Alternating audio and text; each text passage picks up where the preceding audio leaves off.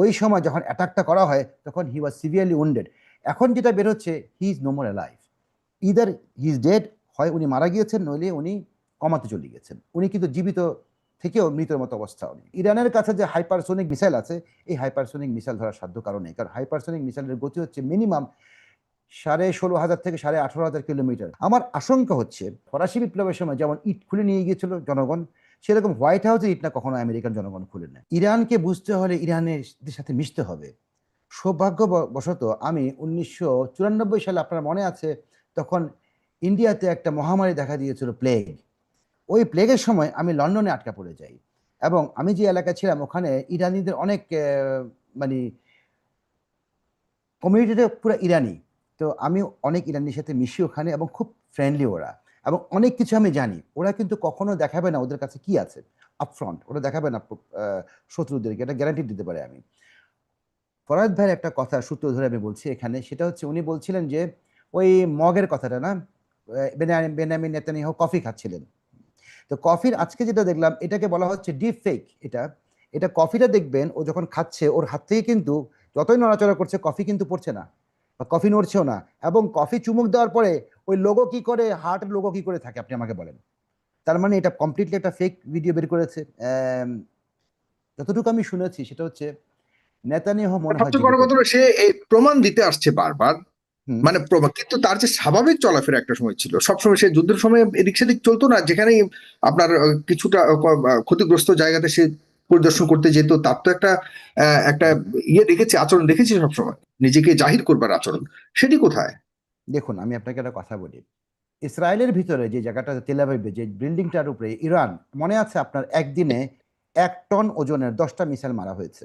ওই মিসাইলগুলো pin point করে কিন্তু এক জায়গায় পড়েছে বেসিক্যালি। ওই জায়গাটা হচ্ছে যে স্ট্রিটটা আপনি গুগল ম্যাপে পাবেন না, আমি নামটা ভুলে গেছি, যে সড়কটা যেটা ওইটা সড়কের নিচে, যেমন আমেরিকা পেন্টাগন বানিয়েছে মাটির উপরে, আর ইসরায়েলের তেল আবিবের ওই মেইন স্ট্রিটের মাঝখানে শহরের ঠিক কেন্দ্রবিন্দুতে কিন্তু ওটার নিচে হচ্ছে আপনার ওদের পেন্টাগন, ইসরায়েলের মানে ইহুদিদের পেন্টাগন। ওখানে কিন্তু ধারণা করা হচ্ছে নেতানিয়াহু ওই সময় ওখানেই ছিলেন। উনি ওই সময় যখন অ্যাটাকটা করা হয় তখন হি ওয়াজ সিভিয়ারলি উন্ডেড। এখন যেটা বের হচ্ছে he is no more alive, either he is dead, হয় উনি মারা গিয়েছেন নইলে উনি কমাতে চলে গেছেন। উনি কিন্তু জীবিত থেকেও মৃতের মতো অবস্থা উনি ওনার। তো এখন যেটা উনি বারবার একটা কফি খেতে এসে উনি আঙ্গুল উঠিয়ে উঠিয়ে কেন দেখাবে? এমনি দেখাচ্ছে এমনি দেখাচ্ছে, মানে আমি ঠিক আছি। সেটা তো 2024-এর ভিডিও হতে পারে না। তাহলে রিসেন্ট প্রমাণ করার চেষ্টা করছে, দেখো আমি কফিও খাচ্ছি, আমার আঙ্গুলও ঠিক আছে, আমার 5টা 5টা 10টা আঙ্গুল, 6টা আঙ্গুল না এই আঙ্গুলের ভিতরে, হাতের ভিতরে। যেটা এখন এটা প্রমাণ করে লাভটা কি হবে তার? হি বেসিক্যালি লস দ্য ওয়ার, উনি যুদ্ধে হেরে গিয়েছেন।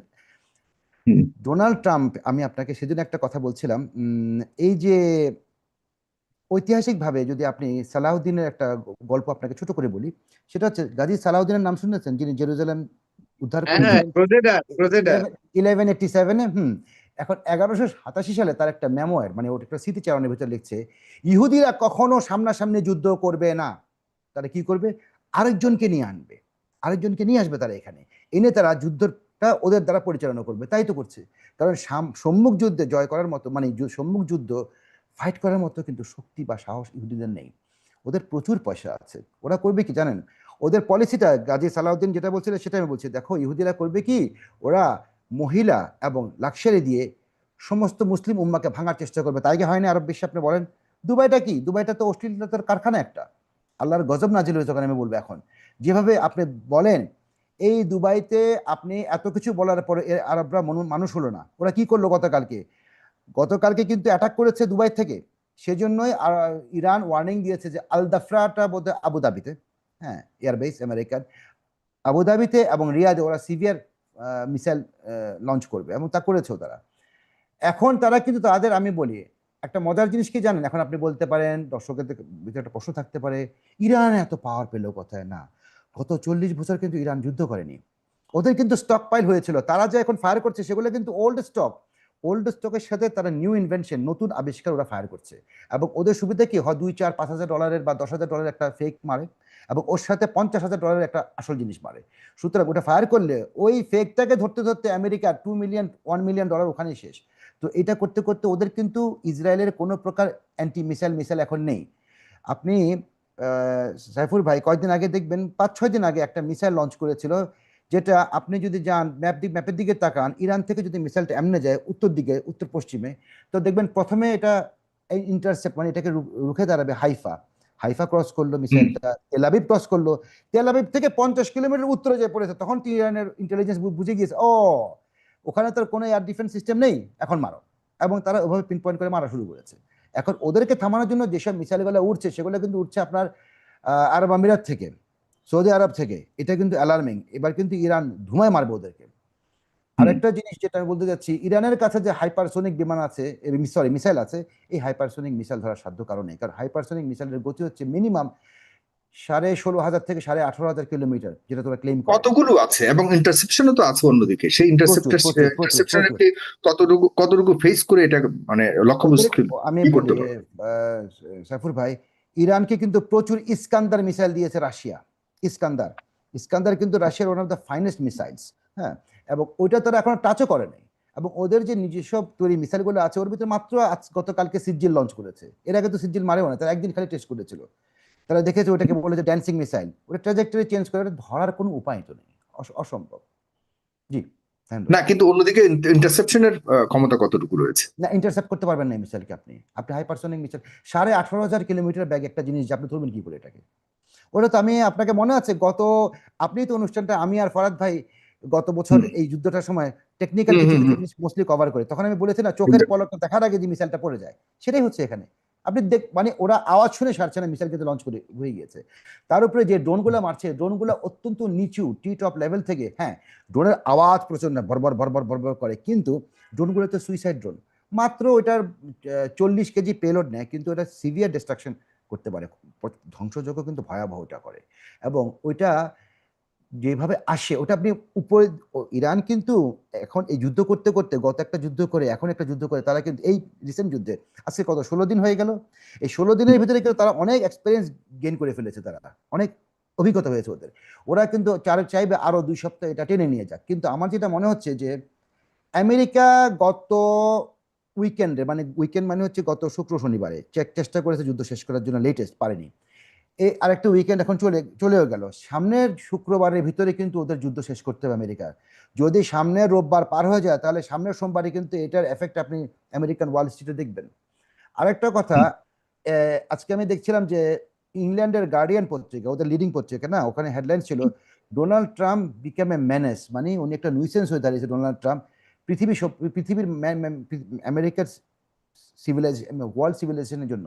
সুতরাং ওকে একটা পাগল উন্মাদ, বদ্ধ উন্মাদ ছাড়া কিছু বলা যাচ্ছে না এখন।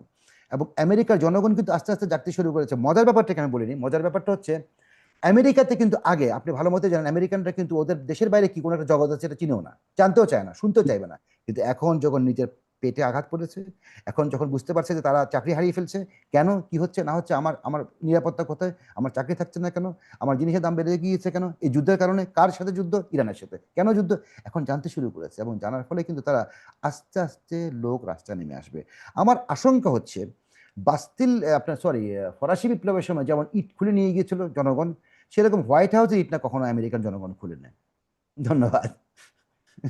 ঠিক না, এখানে আরেকটা জিনিস, শেষ প্রশ্ন, এরপরে যাচ্ছি জি, লেফটেন্যান্ট কর্নেল মোতাহার হাসানের কাছে। আপনার কাছে শেষ প্রশ্ন হলো যে আহ, ইরানে আর ক্ষতি করবার মতো কি আছে?